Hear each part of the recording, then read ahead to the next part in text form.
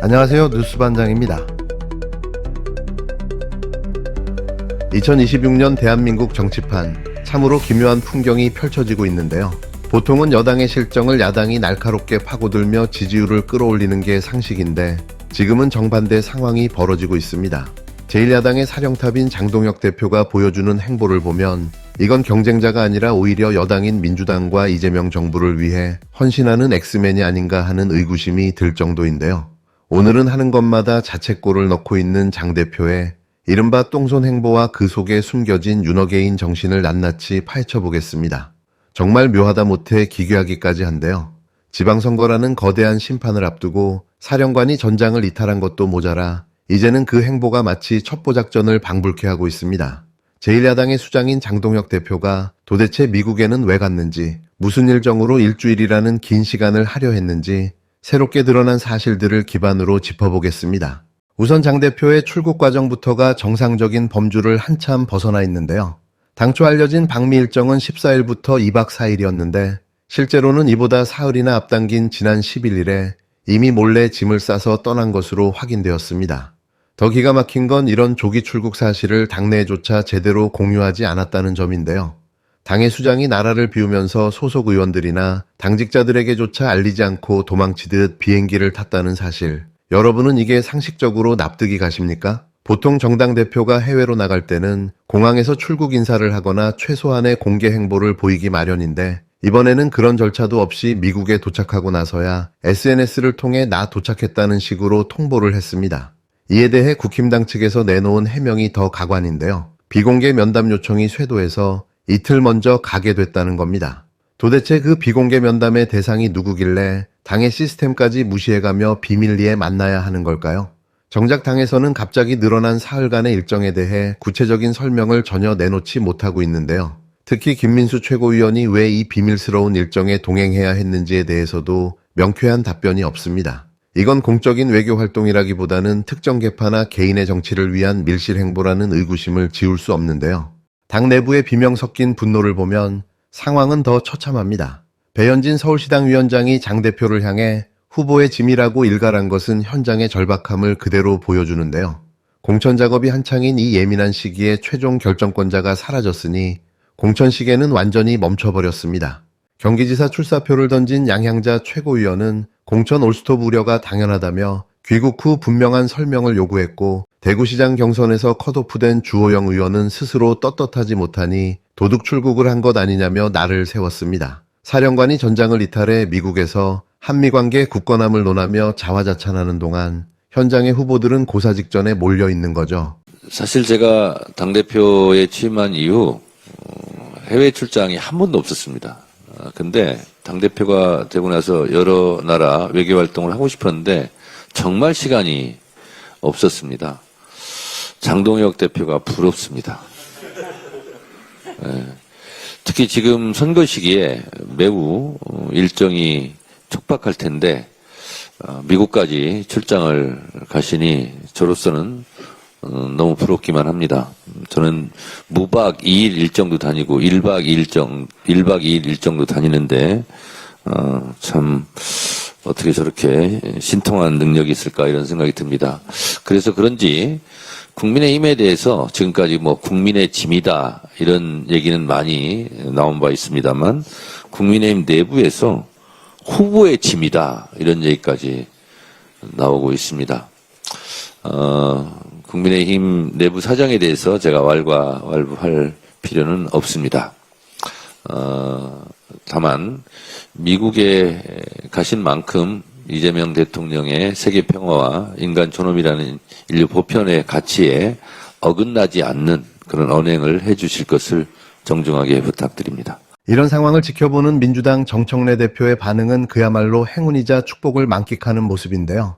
정 대표는 당대표 취임 이후 해외 출장을 단 한 번도 못 갔는데 정말 시간이 많으신 장동혁 대표가 부럽다고 조롱했습니다. 국정을 책임지는 여당 대표는 산적한 현안 때문에 1박 2일 일정도 쪼갰으며 현장을 누비는데 정작 정부를 견제해야 할 야당 대표는 일주일씩이나 자리를 비우고 미국에서 유람하듯 시간을 보내고 있으니 얼마나 고맙겠습니까? 여당 대표가 야당 대표에게 상식적으로 행동하라고 훈계하는 이 모욕적인 상황은 장동혁 대표가 스스로 이재명 정부에 충실한 조력자 역할을 하고 있다는 명백한 증거인 거죠. 장동혁 대표의 미국 원정 정치 쇼가 시작됐습니다. 국익을 짓밟고 국익을 짓밟는 당리당략 정치 쇼입니다. 지금이 어떤 시기입니까? 트럼프의 전쟁이 한창이고 한미 간 통상 안보 현안이 얽히고 설킨 중대 국면입니다. 그런데 제1야당 대표가 정부와 아무런 조율도 없이 미국으로 날아가 6.3 지방선거를 자유와 민주주의의 전선으로 만들겠다라는 메시지를 내겠다고 합니다. 윤석열이 미국 극우 세력에게 호소하던 망언의 복사판입니다. 장동혁 대표는 미국까지 가서 마가 세력, 고든창과 같은 부정선거론자들과 손잡고 소위 극우꼴통 세계연대를 운운하는 것 아니냐라는 우려가 퍼지고 있습니다. 안에서 새는 바가지, 밖에서 새는 꼴입니다. 국내에서 퍼뜨리던 부정선거 음모론을 국제무대에까지 끌고 나가는 순간 그것은 국민의힘이라는 정당의 문제가 아니라 국가의 품격 자체를 무너뜨리는 일입니다. 부끄럽습니다. 그런데 왜 항상 부끄러움은 우리의 몫이어야 합니까? 민생은 벼랑 끝이고 입법과제는 산적해 있습니다. 그런데 장동혁 대표는 미국이라는 외교 무대를 빌려 국내 정치를 겨냥하는 것, 국가를 인질로 잡고 당의 이익을 챙기는 외교의 사유화를 하겠다는 것입니다. 국격을 깎아내리면서까지 정쟁을 이어가겠다는 것입니다. 이러니 국민의힘 내에서도 당대표가 모든 후보들의 짐이 되고 싶은 것이냐는 평이 나오고 있는 것입니다. 장동혁 대표와 국민의힘에 분명히 경고합니다. 외교는 정쟁의 전장이 아닙니다. 국익과 국격을 내팽개친 부정선거 음모론, 지금 당장 멈추십시오.